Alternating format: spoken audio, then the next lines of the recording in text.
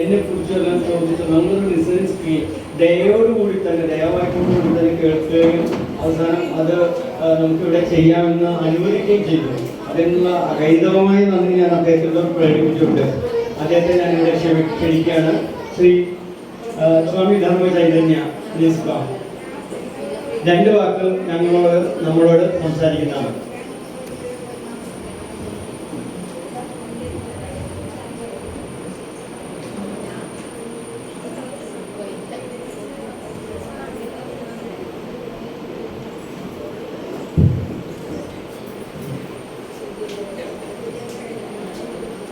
വേദിയിലിരിക്കുന്ന പ്രിയപ്പെട്ട കവി രാഘവൻ മാസ്റ്റർ, കാവ്യശിക്ഷയുടെ പ്രവർത്തകരെ, എല്ലാവർക്കും വിനീതമായ നമസ്കാരം.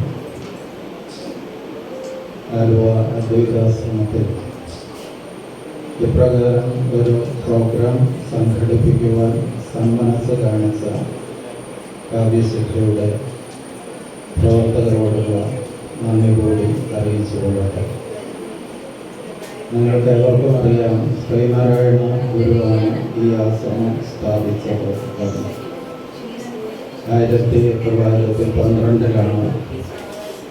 ശ്രീനാരായണ ഗുരുദേവൻ വർക്കല ശിവഗിരിക്കുന്നിൻ്റെ താഴ്വാരത്ത് അറിവിൻ്റെ ദേവതയായ ശാരദയെ പ്രതിഷ്ഠിക്കുകയും തുടർന്ന് നമുക്കിരിക്കാൻ മറ്റൊരിടം വേണം എന്ന ഒരു കാഴ്ചപ്പാടോടുകൂടി ഈ ആലുവ നഗരത്തിൽ എത്തിച്ചേരുകയും ഈ ആലുവ നഗരത്തിൻ്റെ പ്രാന്തപ്രദേശത്ത് കൂടി ഒഴുകിക്കൊണ്ടിരിക്കുന്ന പെരിയാർ നദിയുടെ തീരത്ത്, ഈ നദി പൂർണ്ണ നദി എന്ന പേരിൽ കൂടി അറിയപ്പെടുന്നു, ഈ നദീതീരത്താണ് ഗുരു അദ്വൈതാശ്രമം സ്ഥാപിച്ചത്. ശ്രീനാരായണ ഗുരുവും ഒരു വലിയ കവിയായിരുന്നു. പലപ്പോഴും കേരളത്തിൻ്റെ സാഹിത്യ ലോകം ഗുരുവിനെ അങ്ങനെ ഒരു കവിയായി അംഗീകരിക്കാൻ സന്നദ്ധമായിട്ടില്ല. ഗുരു ഒരു കവിയാണ് എന്നുള്ള കാര്യം പലർക്കും ഇപ്പോഴും അറിയാനും പാടില്ല. ഏതാണ്ട് 60-ൽ പരം കൃതികൾ ശ്രീനാരായണ ഗുരുദേവൻ രചിച്ചിട്ടുണ്ട്. നമ്മുടെ കാവ്യ ചരിത്രങ്ങൾ എഴുതിയ അപൂർവം ചിലർ മാത്രമാണ് ശ്രീനാരായണ ഗുരുവിനെ പരിഗണിച്ചിട്ടുള്ളത്. ഇപ്പോൾ പ്രൊഫസർ എം ലീലാവതി ടീച്ചറെ പോലെയുള്ളവർ വളരെ ചെറിയ ചില പരാമർശങ്ങളൊക്കെ നടത്തിയിട്ടുണ്ട് എന്നത് ഒഴിച്ചു നിർത്തിയാൽ ശ്രീനാരായണ ഗുരുവിനെ ഒരു കവിയായി അംഗീകരിക്കുവാൻ കേരളത്തിൻ്റെ സാഹിത്യരംഗം, നിരൂപണ സാഹിത്യം പ്രത്യേകിച്ച് തയ്യാറായിട്ടില്ല എന്നുള്ളത് ഖേദകരമായിട്ടുള്ളൊരു വസ്തുതയാണ്. ഗുരുവിൻ്റെ മറ്റ് സാമൂഹ്യമായ ഇടപെടലുകളെ കുറിച്ചും ഗുരുവിൻ്റെ ദാർശനിക തലങ്ങളെക്കുറിച്ചും വലിയ വലിയ പഠനങ്ങൾ ധാരാളം നടന്നിട്ടുണ്ട്. പക്ഷേ ഗുരുവിൻ്റെ കാവ്യ സങ്കല്പത്തെക്കുറിച്ചോ ഗുരുവിൻ്റെ കൃതികളെ സംബന്ധിച്ചോ അങ്ങനെ മലയാളത്തിലെ എണ്ണം പറഞ്ഞ നിരൂപകരൊന്നും തന്നെ വലിയ പഠനങ്ങളൊന്നും നടത്തിയിട്ടില്ല. മലയാളത്തിൽ നമുക്കെല്ലാം പ്രിയപ്പെട്ട ഒരു നിരൂപകനാണ് KP അപ്പൻ. KP അപ്പൻ ചരിത്രത്തെ അഗാധമാക്കിയ ശ്രീനാരായണ ഗുരു എന്ന പേരിലൊരു പുസ്തകം രചിച്ചിട്ടുണ്ട്. നല്ല പുസ്തകമാണ്. പക്ഷെ അവിടെയും ശ്രീനാരായണ ഗുരുവിൻ്റെ കൃതികളിലെ മുൻനിർത്തിക്കൊണ്ടുള്ള ഒരു പഠനം KP അപ്പൻ നിർവഹിച്ചിട്ടില്ല എന്നുള്ളത് ഖേദകരമായിട്ടുള്ളൊരു വസ്തുതയാണ്. ഗുരുവുമായി ബന്ധപ്പെട്ട ഏതാനും ചില കാര്യങ്ങളിലൂടെ സൂചിപ്പിക്കാം. ഗുരു ഒരു സ്വയം കവിയായിരുന്നത് പോലെ കവികളെ നിരന്തരം പ്രോത്സാഹിപ്പിച്ചിരുന്ന ഒരാൾ കൂടിയായി. മലയാളത്തിലെ വലിയ കവിയായിട്ടുള്ള കുമാരനാശാൻ ശ്രീനാരായണ ഗുരുദേവന്റെ ഗൃഹസ്ഥ ശിഷ്യരിൽ പ്രമുഖനായി. കുമാരനാശാനുമായി കണ്ടുമുട്ടിയ സന്ദർഭത്തിൽ പോലും ഒരു കാവ്യരചനയുടെ സന്ദർഭം കൂടി അവിടെ ഉരുത്തിരിഞ്ഞു വരുന്നുണ്ട്. ശ്രീനാരായണ ഗുരുദേവൻ തിരുവനന്തപുരം നഗരത്തിന് സമീപം കുളത്തൂർ എന്ന് പറയുന്ന സ്ഥലത്ത് ഗോലത്തകര എന്ന ക്ഷേത്രത്തിൽ പ്രതിഷ്ഠാകർമ്മം നിർവഹിച്ച് പുറത്ത് നിൽക്കുമ്പോൾ അവിടെ അന്ന് ഗുരു കുമാരു എന്നാണ് ആശാനെ വിളിച്ചിരുന്നത്. കുമാരൻ ആശാൻ അവിടെ എത്തിച്ചേരുന്നത്.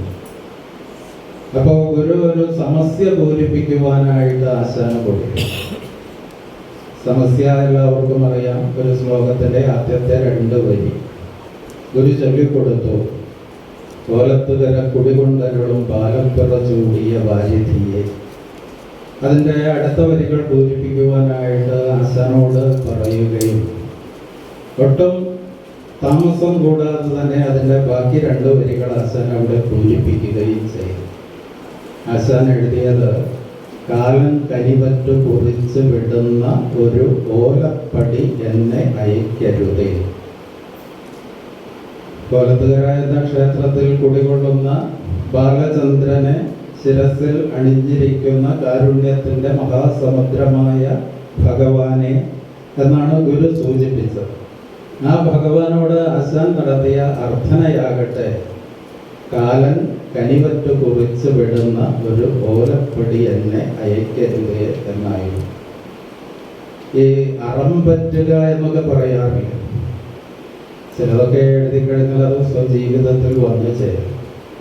നിർഭാഗ്യവശാൽ കാലൻ കനിവറ്റു കുറിച്ച് വിട്ട ഓലപ്പടി ആശാന് പോകേണ്ടി വന്നു എന്നുള്ളത് ഗുരുദേവൻ സശരീരനായിരിക്കാതെ തന്നെ അത് സംഭവിച്ചു എന്നുള്ളത് ചരിത്രം. ഗുരുവിനെ ഇവിടെ പല കവികളും നേരിട്ട് സന്ദർശിക്കുമായിരുന്നു. അദ്വൈതാശ്രമം സ്ഥാപിച്ച സന്ദർഭത്തിൽ ശ്രീനാരായണ ഗുരുദേവന്റെ അടുക്കൽ വന്നത് ഇവിടെ ആലുവയ്ക്കടുത്ത് നെടുമ്പാശ്ശേരിക്കടുത്ത് നായത്തോട് എന്ന് പറയുന്ന സ്ഥലത്ത് ജനിച്ചു വളർന്ന ഒരു വിദ്യാർത്ഥി ഗുരുവിനെ ഇവിടെ കാണാൻ വരുന്നുണ്ട്. ഗുരുവിനെ കാണാൻ വന്ന അനുഭവം ആ വിദ്യാർത്ഥി പിന്നീട് പങ്കുവച്ചു. ഇവിടെ നിന്ന് ഗുരു നൽകിയ മാമ്പഴം കഴിച്ചതിനെ കുറിച്ചുമൊക്കെ ആ യുവാവ് അന്ന് എഴുതുകയുണ്ടായി. അത് മറ്റാരും ആയിരുന്നില്ല, ആദ്യമായി മലയാളത്തിൽ ജ്ഞാനപീഠം ലഭിച്ച മഹാകവി ജി ശങ്കരക്കുറുപ്പായി. ജി ശങ്കരക്കുറുപ്പും ഇവിടെ വന്ന് ശ്രീനാരായണ ഗുരുദേവനെ കണ്ട അനുഭവം രേഖപ്പെടുത്തിയിട്ടുണ്ട്. ലളിതാംബിക അന്തർജനം ശ്രീനാരായണ ഗുരുദേവനെ കാണുവാനായിട്ട് വർക്കല ചെല്ലുന്നുണ്ട് ഒരു സന്ദർഭം. അന്ന് വെറും കുഞ്ഞാണ്. അച്ഛനോടൊപ്പമാണ്. അച്ഛൻ ശ്രീനാരായണ ഗുരുദേവനോട് വലിയ ആദരവുണ്ടായിരുന്ന ഒരു വ്യക്തിയായി. അപ്പം അച്ഛനോടൊപ്പം ലളിതാംബിക അന്തർജനം അവിടെ ചെല്ലുന്നു, ശിവഗിരിയിൽ ചെല്ലുന്നു. അപ്പോൾ അച്ഛനും ഗുരുദേവനും തമ്മിൽ സംഭാഷണം നടത്തിക്കൊണ്ടിരിക്കാതെ ഈ കുഞ്ഞ് അവിടെ ധാരാളം പൂച്ചെടികളൊക്കെ ഉണ്ടായിരുന്നു. അതിൽ വന്നിരിക്കുന്ന പൂമ്പാറ്റയെ പിടിക്കുവാനായിട്ട് അതിൻ്റെ പിന്നാലെ ഓടി നടന്നു. അത് കണ്ടപ്പോൾ ഗുരുദേവൻ ആ കുഞ്ഞിനോട് പറഞ്ഞത് പൂമ്പാറ്റയെ പോലെ പറക്കാൻ പഠിക്കണം എന്നായിരുന്നു. പൂമ്പാറ്റയെ പോലെ പറക്കാൻ പഠിക്കണം. ആ കുഞ്ഞ് അന്ന് ചിന്തിച്ചത് ഈ അപ്പൂപ്പനെന്താ ഇങ്ങനെയൊക്കെ പറയുന്നത്, പറക്കാനായിട്ട് എനിക്ക് ചിറകുണ്ടോ, എനിക്ക് ചിറകില്ലല്ലോ, പിന്നെ ഞാൻ എങ്ങനെയാ പറക്കുക? അങ്ങനെയാണ് കുഞ്ഞ് അപ്പോൾ ചിന്തിച്ചത്.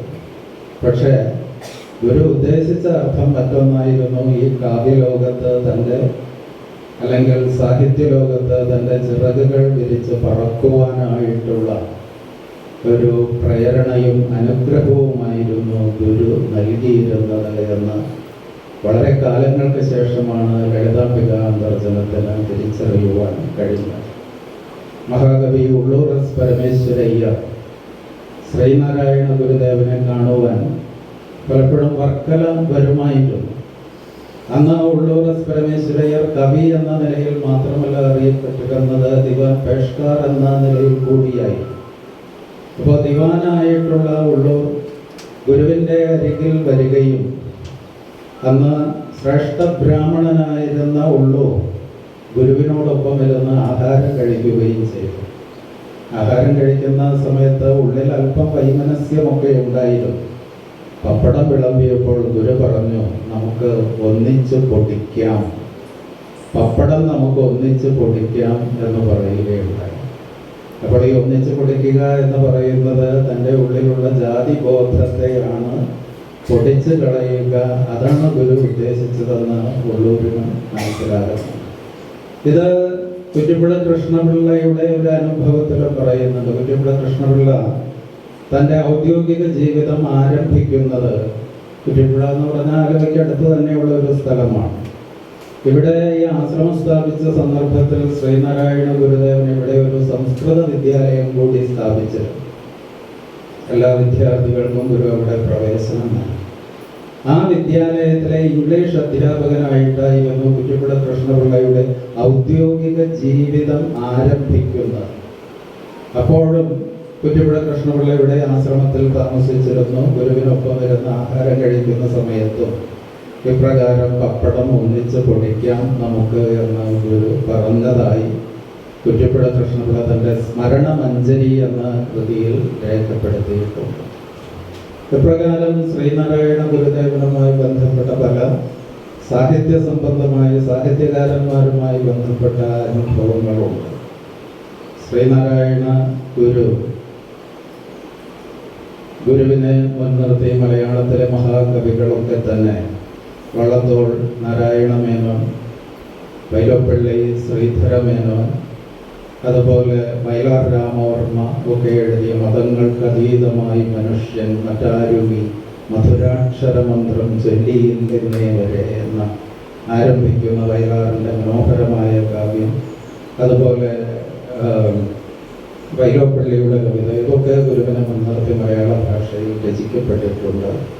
ഗുരു തന്നെ സ്വാനുഭവത്തെ മുൻനിർത്തിക്കൊണ്ട് രചിച്ച അനേകം കൃതികളുണ്ട്. ശ്രീനാരായണ ഗുരുദേവന്റെ സാമൂഹ്യ വീക്ഷണവും മതദർശനവും ജാതി ദർശനവും ഒക്കെ ഗുരു തൻ്റെ കൃതികളിലൂടെയാണ്, പദ്യങ്ങളിലൂടെയാണ് ആവിഷ്കരിച്ചിട്ടുള്ളത്. ഗുരു തൻ്റെ മതദർശനം ആവിഷ്കരിക്കുമ്പോൾ പലമതസാരവും ഏകമെന്ന് പാരാതെ ഉലകിലൊരാനയിൽ അന്ധരെന്ന പോലെ പലവിധ യുക്തി പറഞ്ഞ പാമരന്മാർ അലവത് കണ്ടലയാതെ മറന്നിടയണം. പൊരുത് ജയിപ്പത് അസാധ്യം ഒന്നിനോടൊരു മതവും പൊരുതാലൊടുങ്ങുകയില്ല. പരമതവാദി തോർത്തിടാതെ പാഴെ പൊരുതു പൊലിഞ്ഞിടുമെന്ന ബുദ്ധി വേണം. അതിലൊരു ആത്മസുഖത്തിനായി പ്രയത്നം സകലവുമെന്ന് സദാപി ചെയ്തിടുന്നു. ജഗതിയിൽ ഇമ്മതമേകം എന്ന് ചിന്തിച്ച് അകമണയാതെ അകതാരമർത്തിടണമെന്ന് ആത്മോപദേശ ശതകത്തിൽ ഗുരു തൻ്റെ മതദർശനം വെളിപ്പെടുത്തുന്നുണ്ട്. മനുഷ്യാണാം മനുഷ്യത്വം ജാതർഗോത്വം ഗവം യഥാ ന ബ്രാഹ്മണാദിരസ്യൈവാഹ തത്വം വേദ്യ ഗോപിന എന്ന ഗുരുവിൻ്റെ ജാതി ദർശനം, അതും സംസ്കൃത ഭാഷയിലാണ് ഗുരു ആവിഷ്കരിച്ചത്. മനുഷ്യന് മനുഷ്യത്വമാണ് അവൻ്റെ ജാതിയായിരിക്കുന്നത്. പശുവിന് പശുത്വം എപ്രകാരമാണോ അതിൻ്റെ ജാതിയായിരിക്കുന്നത്, അപ്രകാരം മനുഷ്യന് മനുഷ്യത്വമാണ് ജാതിയായിരിക്കുന്നത്.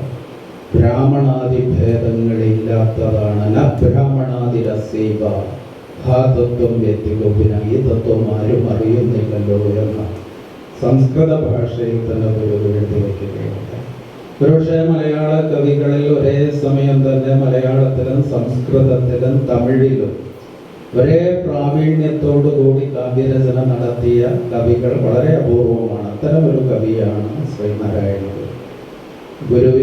ഗുരുവിൻ്റെ ഒരു വിഗ്രഹം നിർമ്മിക്കുവാനായിട്ട് തലശ്ശേരിയിലുള്ള കുറേ ഗുരുദേവ വിശ്വാസികൾ അതിനുവേണ്ടി ഒരു കമ്മിറ്റിയൊക്കെ രൂപീകരിച്ചു. ഇറ്റലിക്കാരനായ തവറലി എന്ന പേരായ ഒരു ശില്പിയെ ശില്പം നിർമ്മിക്കുവാനായിട്ട് ചുമതലപ്പെടുത്തി. അപ്പോൾ തവറലി പറഞ്ഞു, എനിക്ക് ഗുരുവിൻ്റെ കുറേ ഫോട്ടോകൾ വേണമെന്ന് പറഞ്ഞു. അപ്പോൾ തലശ്ശേരി സ്വദേശിയായ ശേഖരൻ എന്ന് പറയുന്ന ഒരു ഫോട്ടോഗ്രാഫറെ ഫോട്ടോ എടുക്കുന്നതിനായിട്ട് തലശ്ശേരിയിൽ നിന്ന് ശിവഗിരിയിലേക്ക് പറഞ്ഞയക്കുന്നു. അപ്പോൾ ശേഖരൻ ഗുരുവിൻ്റെ അരികിൽ വന്നു. അപ്പോൾ എങ്ങനെ ഫോട്ടോ എടുക്കണമെന്നുള്ളതിനെ സംബന്ധിച്ച് ശേഖരൻ്റെ ഉള്ളിൽ ചില സങ്കല്പങ്ങളൊക്കെ ഉണ്ടായി. അതാരോടും വെളിപ്പെടുത്തിയിരുന്നില്ല. ശേഖരൻ അടുത്ത് വന്നപ്പോൾ ഗുരു ചോദിച്ചു, ബ്രിട്ടീഷ് രൂപയുടേത് മാതിരി അല്ലേ എന്ന് ചോദിച്ചു. എന്ന് പറഞ്ഞാൽ ബ്രിട്ടീഷ് രൂപയിൽ ജോർജ് ചക്രവർത്തിയുടെ ഒരു വശം ചരിഞ്ഞു നിൽക്കുന്ന പടമാണ് ഉള്ളത്. അപ്പം അത് ആ രീതിയിൽ അത് തന്നെയായിരുന്നു ശേഖരൻ ഉള്ളിൽ കരുതിയിരുന്നു. അപ്പം അതുകൊണ്ട് ശേഖരന് വലിയ അത്ഭുതം തോന്നി അത് കേട്ടപ്പോൾ. എന്ന് മാത്രമല്ല, ശേഖരൻ ഗുരു ഇരുന്നിരുന്നത് ഒരു മാവിൻ്റെ ചുവട്ടിലായിരുന്നു. ഗുരുവിൻ്റെ ഒരു കാവ്യ അല്ലെങ്കിൽ ഒരു കലയുടെ ഒരു രഹസ്യം വെളിപ്പെടുത്താനായിട്ടാണ് ഞാൻ ഇക്കാര്യം പറഞ്ഞത്. അപ്പോൾ ശേഖരനോട് ഗുരു ചോദിച്ചു, ഈ മാവിൽ കാണുന്ന മാമ്പഴത്തിൻ്റെ പടം എടുക്കാമോ എന്ന് ചോദിച്ചു. അപ്പോൾ ശേഖരൻ പറഞ്ഞു എടുക്കാം എന്ന് പറഞ്ഞു. ഗുരു അടുത്ത് ചോദിച്ച ചോദ്യം, അതിൻ്റെ രസപ്പടം എടുക്കാൻ കഴിയുമോ എന്നായി. അതിൻ്റെ രസപ്പടം. അപ്പോൾ ഒരു ക്യാമറയുടെ പരിമിതി സർഗാത്മകതയുടെ ശേഷിയും ഗുരു അവിടെ വെളിപ്പെടുത്തുകയായി. ക്യാമറ കൊണ്ട് ആ രൂപത്തെ അതേപടി ആവിഷ്കരിക്കാൻ കഴിയും. ഒരു കവി ചെയ്യേണ്ടത്, ഒരു കലാകാരൻ ചെയ്യേണ്ടത് സമൂഹത്തെ അങ്ങനെ തന്നെ പകർത്തി വയ്ക്കുകയല്ല, അതിലെ രസം അത് ഉൾക്കൊള്ളുകയും അത് കാവ്യഭംഗിയോടുകൂടി ആവിഷ്കരിക്കുകയുമാണ് കലാതത്വത്തിൻ്റെ ഒരു മർമ്മം എന്ന് ഗുരു അവിടെ സൂചിപ്പിക്കുകയാണ്. ഒരു മാമ്പഴം കഴിക്കുമ്പോൾ നിങ്ങൾക്കുണ്ടാകുന്ന ഒരു അനുഭവം ഉണ്ടല്ലോ, അതിൻ്റെ ഒരു അനുഭൂതി, അതാണ് മാമ്പഴത്തിൻ്റെ മൂല്യം എന്ന് പറയുന്നത്. അല്ലാതെ അതിൻ്റെ പടം നേരിട്ട് പകർത്തി വയ്ക്കലല്ല. അതെടുക്കാൻ, അത് ആവിഷ്കരിക്കാൻ കഴിയുമോ എന്ന ചോദ്യമാണ് ഗുരു അവിടെ ഉന്നയിച്ചത്. ഞാനിങ്ങനെ പറഞ്ഞു കഴിഞ്ഞാൽ ഒരുപാട് നീണ്ടുപോകും, സമയത്തിന് പരിമിതിയുണ്ട്. ഏതായാലും ഒരിക്കൽ കൂടി ഇവിടെ ഇപ്രകാരം ഒരു മനോഹരമായ അർത്ഥവത്തായ ഒരു സംരംഭത്തിന് മുതിർന്ന ആദരണീയനായ ഉണ്ണി മാഷിനോടൊപ്പം നിൽക്കുന്ന കാവ്യശില്പിയുടെ എല്ലാ പ്രവർത്തകർക്കും ഒരിക്കൽ കൂടി നന്ദി പറയുന്നു. തുടർന്നും ഇപ്രകാരമുള്ള അർത്ഥവത്തായ സംരംഭങ്ങൾ അദ്വൈതാശ്രമത്തിൽ നടത്തുന്നതിന് സന്തോഷങ്ങളുണ്ട് എന്ന് ഞാൻ എൻ്റെ വാക്കുകൾ ചുരുക്കുന്നു. നന്ദി.